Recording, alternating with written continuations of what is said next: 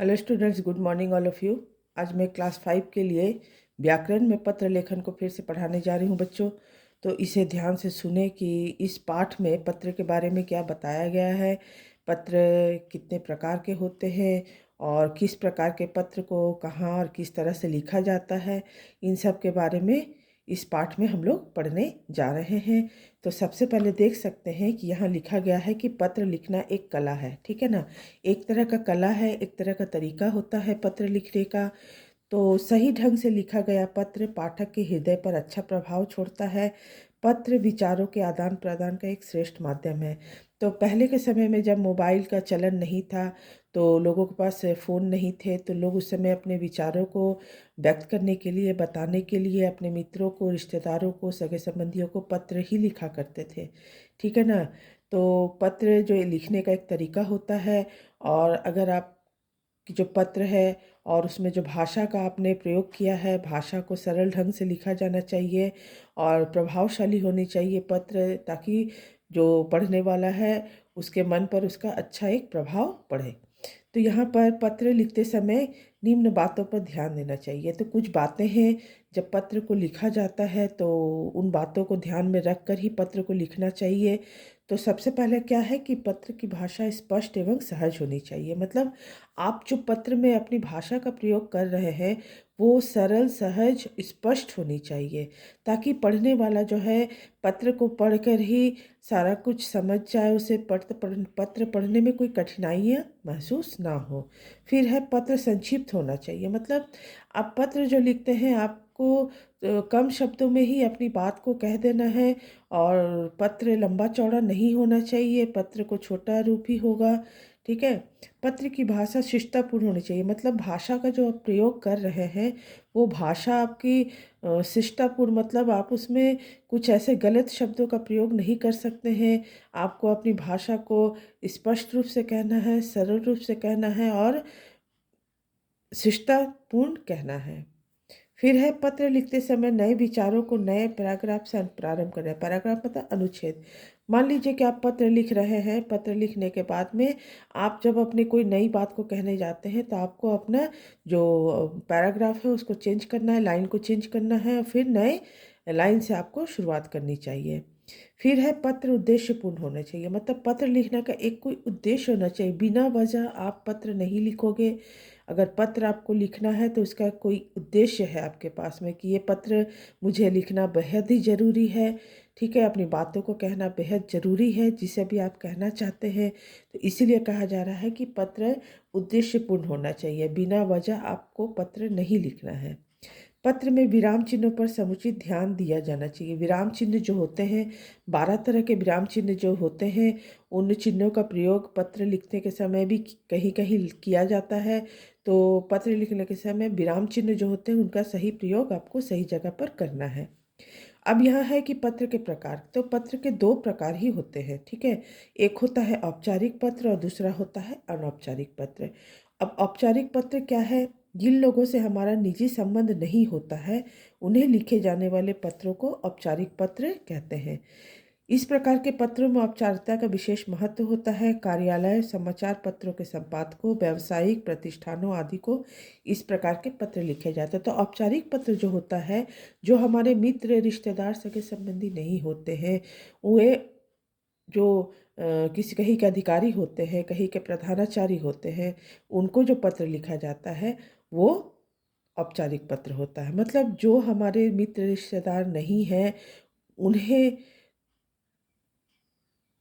लिखे जाने वाले पत्रों को औपचारिक पत्र कहते हैं। तो मित्र और रिश्तेदार कौन नहीं होते हैं? किसी विद्यालय के प्रधानाचार्य, कहीं किसी सरकारी संस्थान के अधिकारी, ठीक है। तो इस तरह के जो लोग होते हैं वो हमारे मित्र रिश्तेदार नहीं होंगे, तो उन्हें जो हम पत्र लिखेंगे वो औपचारिक पत्र होता है। और औपचारिक पत्र में औपचारिकता का विशेष महत्व होता है। और सबसे बड़ी बात है कि जब हम औपचारिक पत्र को लिखते हैं तो उसमें विषय लिखना अनिवार्य होता है। आपको उसमें विषय लिखना ही ज़रूरी है, ठीक है। और अनौपचारिक पत्र क्या है? जिन जो हमारे मित्र, रिश्तेदार, सगे संबंधी होते हैं उन्हें जो हम पत्र लिखते हैं वो अनौपचारिक पत्र होता है। और इस प्रकार के जो पत्र होते हैं उसमें औपचारिकता का अधिक महत्व नहीं होता, मतलब आपको औपचारिकता नहीं निभानी है। आप अपने अनौपचारिक पत्र में अभिवादन, कुशलक्षेम आदि लिख सकते हैं, अपनी कुशलता कह सकते हैं, सामने वाले की कुशलता को पूछ सकते हैं। इस प्रकार के पत्र जो है सगे संबंधी, रिश्तेदारों, मित्रों आदि को लिखा जाता है, ठीक है ना। तो किस प्रकार के पत्र जो है कार्यालय आदि को लिखा जाता है, तो औपचारिक पत्र जो है ये कार्यालय, विद्यालय आदि को लिखा जाता है। और एक बात जो है कि अनौपचारिक पत्र में विषय लिखना जरूरी नहीं होता है, जबकि औपचारिक पत्र में विषय लिखना बेहद ज़रूरी होता है। जो यहाँ आप देख सकते हो कि एक औपचारिक पत्र दिया गया है कि एक विद्यालय के प्रधानाचार्य को अवकाश के लिए पत्र लिखा जा रहा है। अवकाश का मतलब होता है छुट्टी। तो शुरुआत कैसे करनी है, आपको सेवा में प्रधानाचार्य, विद्यालय का नाम देना है, स्थान का नाम देना है, विषय लिखना अनिवार्य है। विषय क्या था? अवकाश हेतु निवेदन, मतलब छुट्टी के लिए निवेदन किया जा रहा है। अच्छा, उसके बाद अभिवादन जब आप करते हैं तो प्रधानाचार्य को आप महोदय भी कह सकते हैं, माननीय महोदय भी कह सकते हैं। इस तरह से आपको शुरुआत करनी है।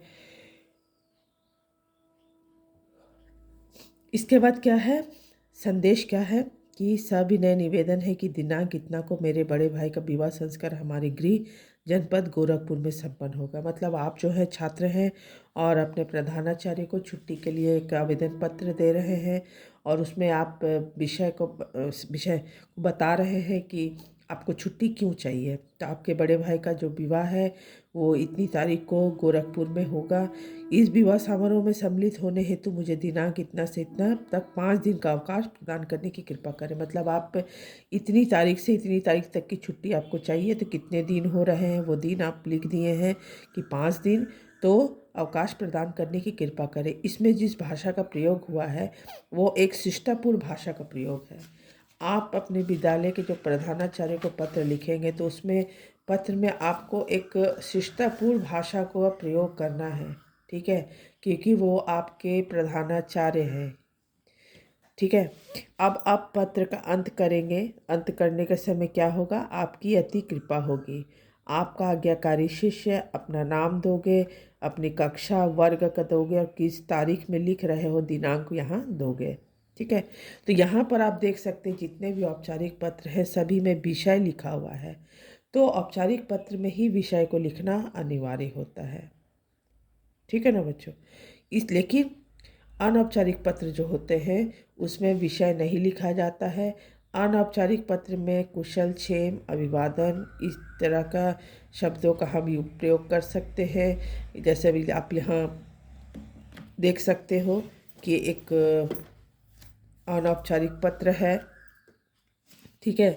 अनौपचारिक पत्र में क्या बताया जा रहा है कि अपने मित्र को, मान लीजिए आपने पत्र लिखा है अपने नए विद्यालय के संबंध में, तो आप मित्र को जो पत्र लिख रहे हैं तो आप भी उसके मित्र ही हुए, ठीक है ना।